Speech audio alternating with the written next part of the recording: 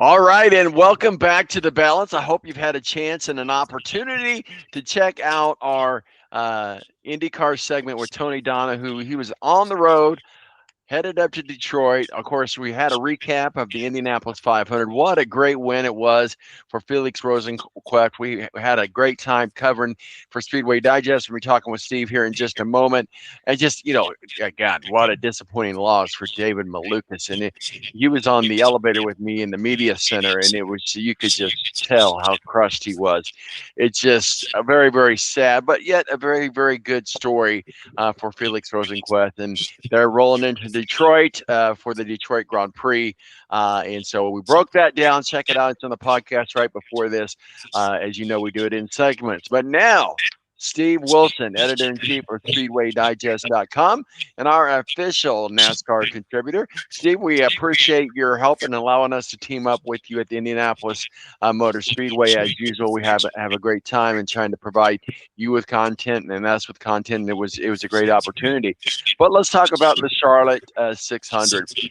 Before we get into the actual race itself, you and I have not had an opportunity to talk about the tragic loss of Kyle Busch. And I obviously didn't get a chance to watch it. They had it on in the media center, but I was listening to it on PRN, and it just that very, very emotional opening ceremonies with the NASCAR community rallying around Kyle Busch and Braxton and his sister. And I thought one of the really highlights of it as well was Kyle Larson's son coming and giving Braxton a hug.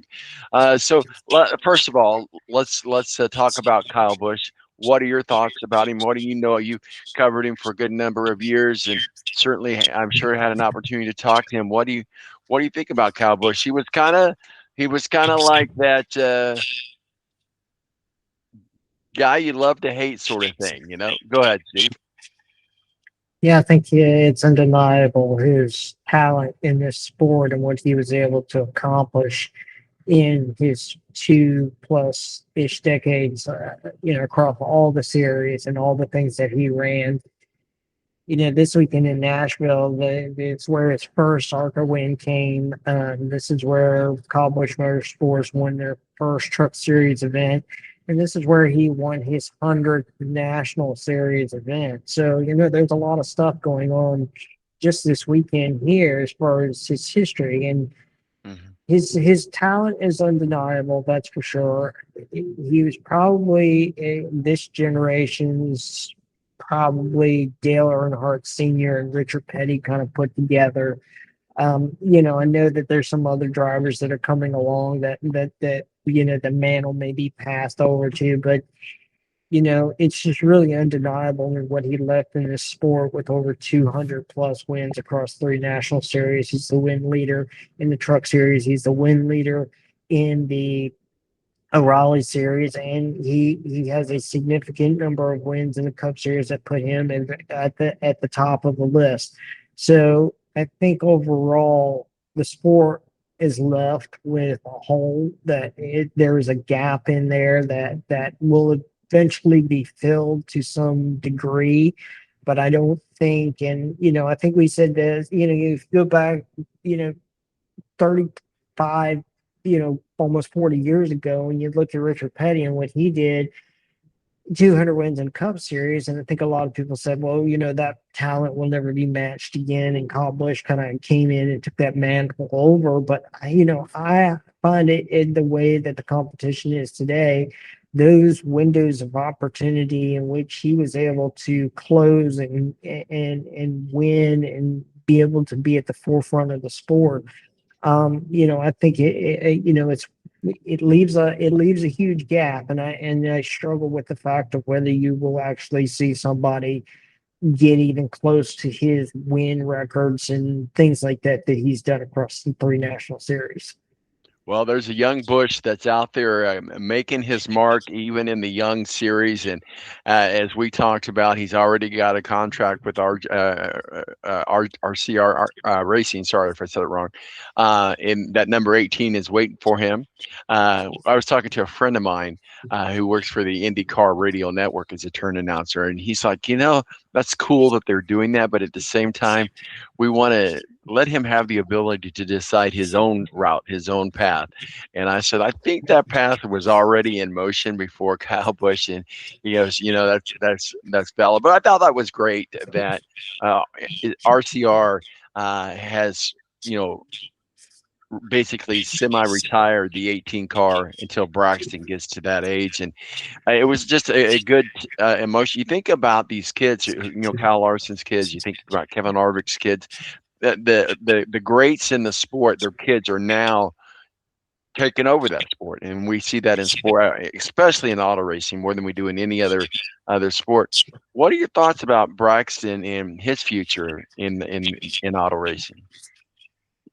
He's going to have to come to grips with, he's at that age that he understands what is going on. So there, we were kind of having a discussion about this, that the internal and external pressures that will be hoisted upon him over the next, weeks and coming months or even years, that, he will have to make that decision on his own.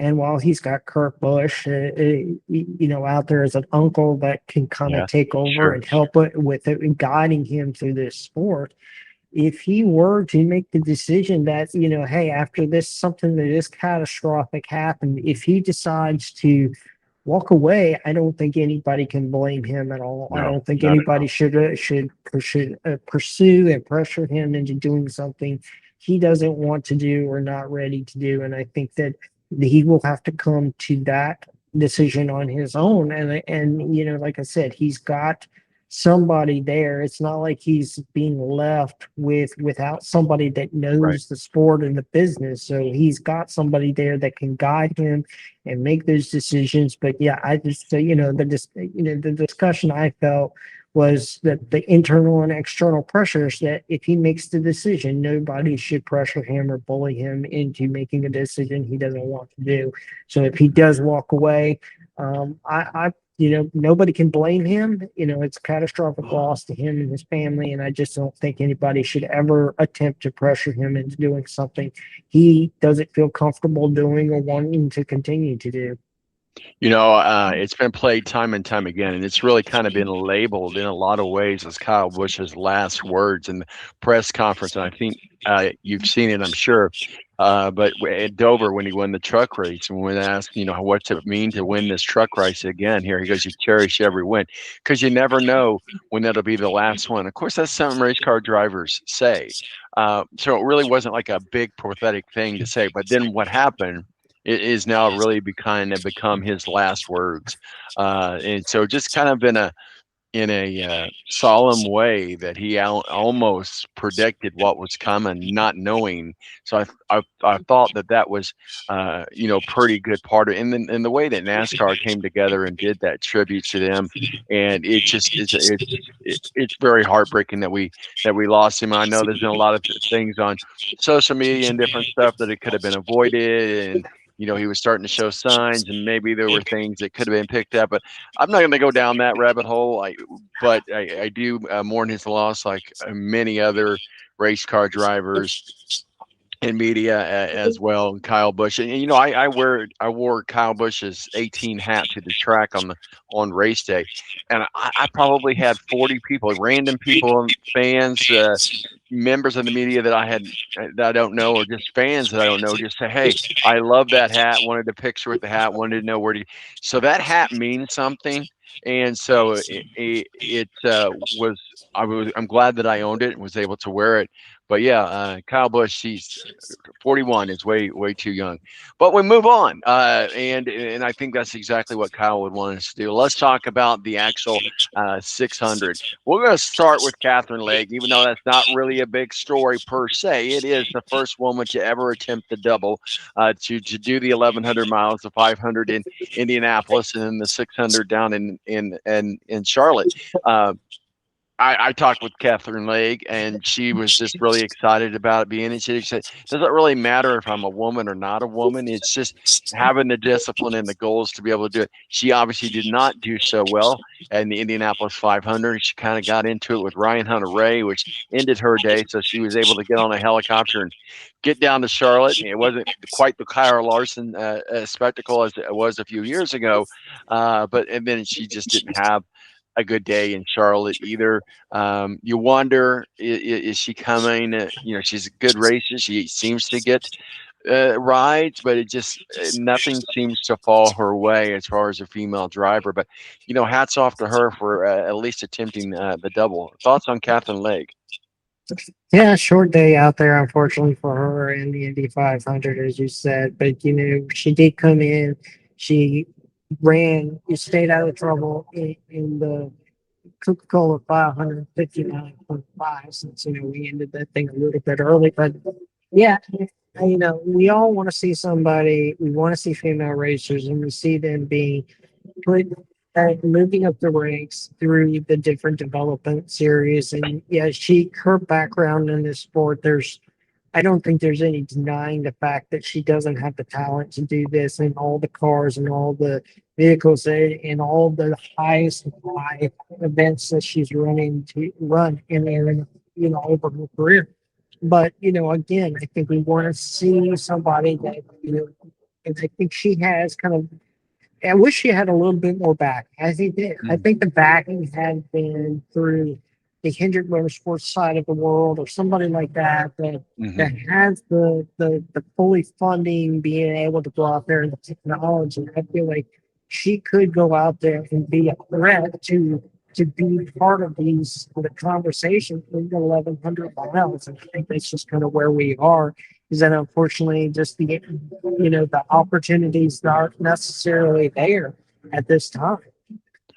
Right, absolutely, and I wish that she would have a better opportunity to do that. But let's go ahead and let's move on into the Cracker Barrel 400. But as we know, Daniel Suarez shook up the playoff grid by winning an emotional, grueling Coca-Cola 600 at Charlotte last weekend.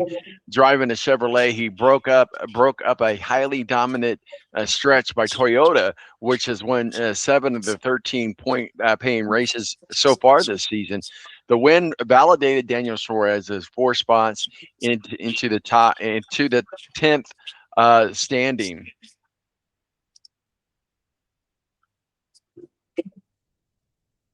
Are you there, Steve? Yeah, I'm here. I thought you had gone mute on me. No, I saw your camera come on, and I was like, I was, it Oh, caught me off. So, hello, Steve. How are you? oh, I can see the I, top I of your didn't. head. Oh, yeah, I didn't even realize that thing had come on. Oh, that's That's okay. We're funny. not we're not doing the YouTube, but we'll do a YouTube at some point with us. But yeah, go ahead. Daniel Suarez's win. A squirrel. I saw a squirrel. It just happened to be your head. But Daniel Suarez, a good win for him, and obviously, he's kind of had the dry spout himself here recently. I think if you look at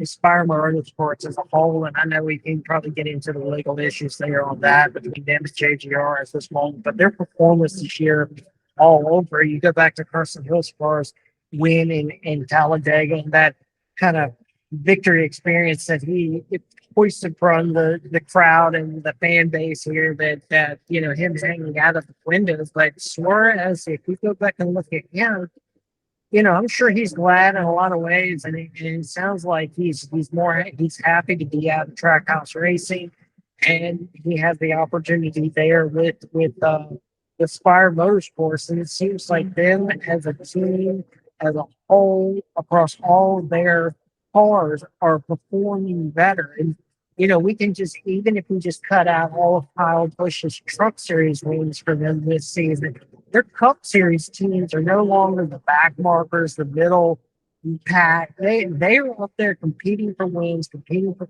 top fives, competing, in and out, week in and out, and they have been performing much better than they have before.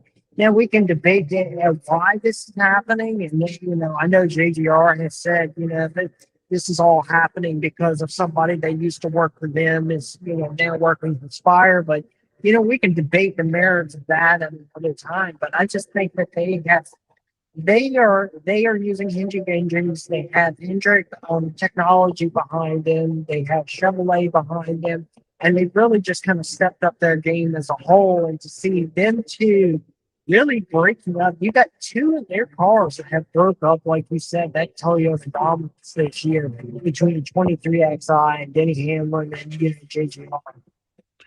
All right, let's go ahead and get into obviously get down in the Cracker Barrel 400. Of course, Tyler Reddick is still the king, if you will, of where we're at with the points race of Tyler Reddick. But let's jump into the O'Reilly Parts Series. I know that's going to start this afternoon. I don't know if they've quite finished qualifying yet, so I don't know exactly who's on the pole yet. But let's talk a little bit about just some of the drivers to watch in the O'Reilly Parts Series today. Justin Allgaier is the current championship points leader and is the definitive favorite whenever the series visits Nashville. As a two-time track winner 2022 and 2025, the defending winner of this exact race, Allgaier, is the only former Nashville winner in the field tonight, despite qualifying in mid pack. I guess if we've got the qualifying results up right now, I'm not quite sure. But anyway, Justin Allgaier in Nashville tonight. Yeah, he's gonna roll up. He's gonna roll off 17th after the rain that came through Nashville kind of washed all of that out. So he's going to be deep in the pack tonight. He's going to have to make this up. You got a lot of big names in front of him. Jesse Love, Austin Hill, the RCR pair. They're going to sit on the front row. And you got Carl Larson in this race again. You got Corey Day that just won, his second race in last weekend at Charlotte in the O'Reilly Series. So he's going to have a lot of competition in front of him that he's going to have to get up there and pass. But there's no denying, once again, that he continues to be the perennial favorite in this O'Reilly Series week in, week out, and until we get to that 10-race chase. So I think he's kind of really that perennial favorite right now as the season continues to progress. You mentioned Jesse Love. He's on the pole. He's the reigning series champion, and he locked down the pole position for tonight's race. And then Love sits second in point standing, is looking to capitalize on a premium clean air early bridge in this 145-point deficit with Allgaier. But Jesse Love, a little bit more detail on him tonight.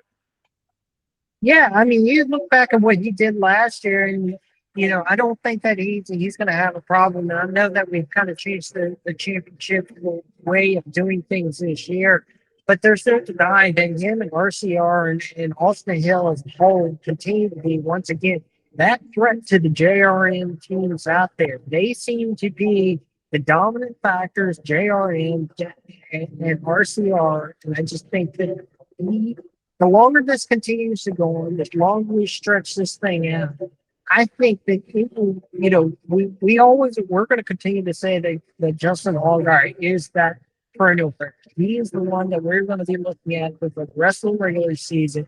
But Jesse Love is going to continue to nip in on him when he has the opportunity to do so. And I think between him and Austin Hill, they make a good pair at RCR. They work well together on the track, and between the two of them, they really make a threatening pair for that JRM number 17. Let's talk about Austin Hill and go back to Kyle Busch for a moment. How emotional that was to watch him get into that car and run in the place of Kyle Busch. It was almost a paralyzing emotional moment for him. And I'm sure you probably have seen it if you didn't watch it live. He got very emotional, and he was very physically didn't know if he could do it. What do you thought about Austin Hill and being that guy, being that driver that has to get into that car on that day?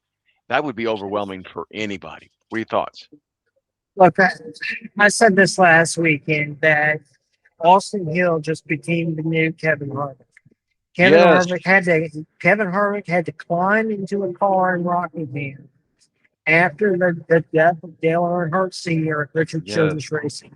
That team as a whole, Richard Childress as a whole, has seen a lot of this tragedy within the sport. And you're right, having to be the guy that climbs into that car.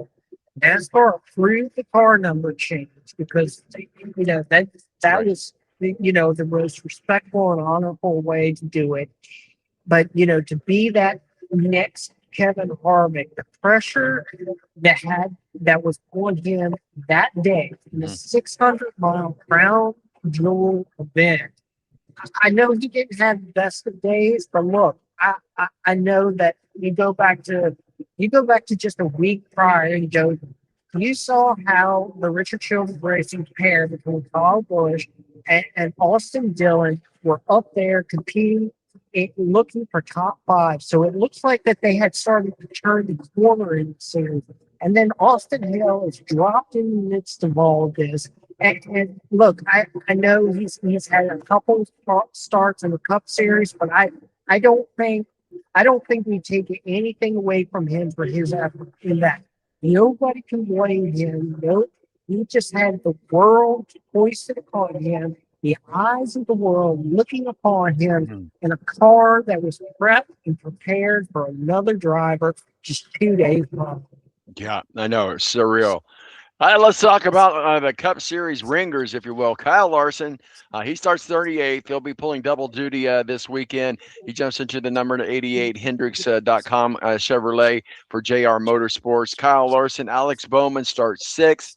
And then you've got some rookies that we're looking at too today. Corey Day, Carson Capoville. What do you think about him? And then, more importantly, uh, what what do we think about? I just saw it because it came across my Twitter or my X. Well, we have a driver that is going to the 27th Denny's team. What driver? Corey Heim. Corey Heim just got promoted to that. I don't know if you saw that. What are your thoughts Yes. about Look, I think you look at Corey Day. Let's just start with him. Corey Day earlier this season would had to be set down by Jeff Gordon and Rick Hendrick and say, look, we know you have the talent to do this. We know that you can do this. There's no denying that you can't do this, but you got to stop wrecking cars if you want to win that? races and Yeah, finish good. And sure. since that time, he's turned the tables. He's now won in these series. So I think he's starting to settle down. I think he took a lot of that to heart.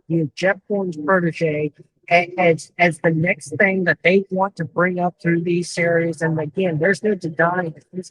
He doesn't have the talent because he is similar to Kyle Larson. He comes from the dirt track series. He comes from winning sprints. He does a lot of that fancy stuff. He goes out there, he's just like Kyle Larson. He puts that thing in victory lane time after time after time. And then, he just, these are big, bulky cars. It's something different. But, he is learning. And I think, with his wins this season right now, I think he's kind of settled that down a little bit. As You far know, as Corey, sorry, go ahead. no, go ahead. Absolutely, go ahead. Oh, now, speaking of Corey Heim, this is somebody that won the championship and had no full time ride this year. And that's kind of weird that you see a champion like that has no full time opportunities within the sport. We typically will see them back in the truck, promoted, or something along those lines. Now, he's been putting together an effort between the 23X line, Tricon, and some other things that he's been doing this year. And trying to prep for this. But I don't, it's a good thing that they locked him down because if I was another OEM, and regardless of contract, I would be sticking money in his face and saying, come race for us. Yes. Because you look at what he did in the truck series, you look at when he gets his limited starts this year in 2026, he once again puts the thing in victory lane time after time after time. So, yeah, it's a good thing that Denny Hamlin and 23XI locked him down because if I were other OEMs, I'd be shoving money in his face saying, come race for us because you have an undeniable talent in this sport. And they talked a little bit about that, earlier in their media availability today when they announced this thing. That Denny saw this in him years ago, and he watched him racing, trucks and late models and other things, that he had this undeniable talent to learn and to get better and to win in this sport. And I tell you, what also is going to be fun to watch as well. Cletus McFarland starts 37. He's one of the most unique entries of the 2026 season. He's a very popular automotive digital creator. Cletus McFarland. And with a name like that, you got to race NASCAR. No choice about it. That's it. And so it's going to be a highly anticipated splash start in the powerhouse number 33. He'll roll alongside Kyle Larson in the final row, creating a really entertaining dynamic for fans in the early laps. What do you think about old Cletus McFarland? Look, I know a lot of people, when he came into this sport, they saw him as a joke, or just somebody that goes out there and likes that and has a lot of fun. Look, Yes. he is an entertaining guy. But that is his personality, is to That's to be say the entertaining. least. Yes. Yes. Right. Right, but I think he wants to learn in the sport, and he's taking these opportunities. He wanted to race Talladega a few weeks ago, and NASCAR said, "No, I just don't think you have, met our criteria just yet." But if you get into these cars and you continue to develop yourself and continue to take the opportunities between the trucks and the cars that you have, we have no problem with continuing to watch you progress and run into some of these bigger tracks like Talladega and in the O'Reilly series, or who knows? I don't know whether he wants to get into Cup Series racing. I don't really know if the opportunities are All right. kind of there for that, but he seems to be satisfied with learning where he is right now between the truck starts and between the Richard Childress Yes. racing number 33 that he's going to be in tonight. Yes. All right. Well, let's do a quick preview of tomorrow, the Crackle Barrel 400, the Nashville preview. I think the favorite will be Denny Hamlin. He's a guy that we're going to be watching as opens a heavy betting favorite anyway. And though he has never won at Nashville, he's captured the pole position and has led a massive 195 laps over the last two races held here there in Nashville. Denny Hamlin, what are your thoughts? Yeah, he was sitting there talking to Corey Hahn, and this was kind of a question that was asked to him. You've been here, you just haven't been able to secure that win yet. And he continues to say this is one of the tracks that he wants a win. He wants that guitar. And look, he wants to follow in his teammates, his former teammates' guitars, and the number that Kyle Busch got here in his starts. And I think that for to be able to come here and do something like that would be a great honor to kind of break through, get your first win here, and honor a former teammate. But he's definitely good here. You look at Ryan Blaney too. He's won here a couple of years ago. Ross Chastain, I think, will be somebody we will look at this weekend again. Last night in the Truck Series, Ross Chastain took an opportunity. He was after 94 laps in the truck race that Lane Riggs had led, Ross Chastain was the second leader in the race after 94 laps. He battled that thing out to the end, and I think you look at what he did last night will be indicative of what he has the opportunity to do tomorrow in the Cup Series race. You got to, again, we've talked about Kyle Larson already today, but he holds the best all-time average finish at the track and is the only driver in the field to score a top 10 in every single Cup race held at Nashville. So if you might want to say this is Kyle Larson's backyard playground, if you will, but Kyle Larson, where you talked about him in Nashville. I think he's got a good average, but I don't know. It's being a concrete track out here, they race a little bit differently onto it. I think he can get kind of close up to that wall. And that's really what makes him good here, is that he's able to run these higher lines out here and carry the speed off. And that's something that he learned from the Dirt Series. And yeah, I don't know. Again, if he can break through. I think there's just, we look at Denny Hamlin, Ross Chastain, and some other guys out here right now. Ryan Blaney, winning out here. I think he's running this race today to prepare for tomorrow, because, as Denny Hamlin said, that if this was, like last year, and they brought the same tires out here, all the teams and all the drivers could go out here and say, "Oh yeah, no, this is what I did last year. This is what I need to improve upon." with a different tire set out here. They've got to figure some things out that may put them behind. And Larson being in this Xfinity or sorry, Raleigh series today, while they're not using the same tire compound, I think it would be able to go out there and be able to learn some things today. Real quickly before we wrap it up and put a bow on it, we're talking with Steve Wilson, editor-in-chief of SpeedwayDigest.com, our official NASCAR contributor. This is a notoriously bumpy concrete 1.33-mile D-shaped oval of the Nashville Speedway. Lots of pressure on tire wear management and coping with the ambient heat of the track are all critical factors of the teams on this unique concrete surface.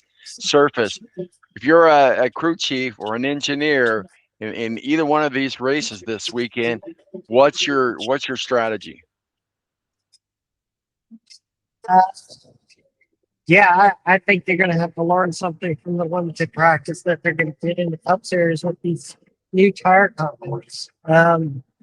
I don't think they do again and go back to what Denny said that there's some things that they're going to have to learn with the changes for the compound, with the stuff that they put on this racetrack to widen out the grooves a little bit in the turns.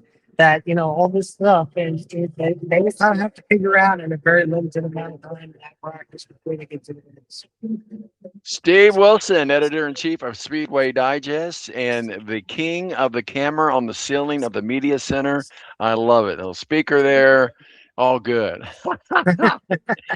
We appreciate you joining us. Obviously, a race weekend, a busy time for you. We certainly enjoyed teaming up with you out at the Indianapolis Motor Speedway. We look forward to doing it again in the Brickyard time. Any final words of wisdom for us, sir? Where can people find your work in masterpieces, sir?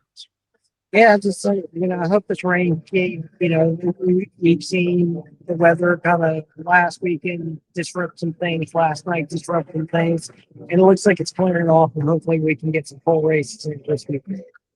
All right, Steve. We appreciate you, and we'll talk with you soon. Thank you.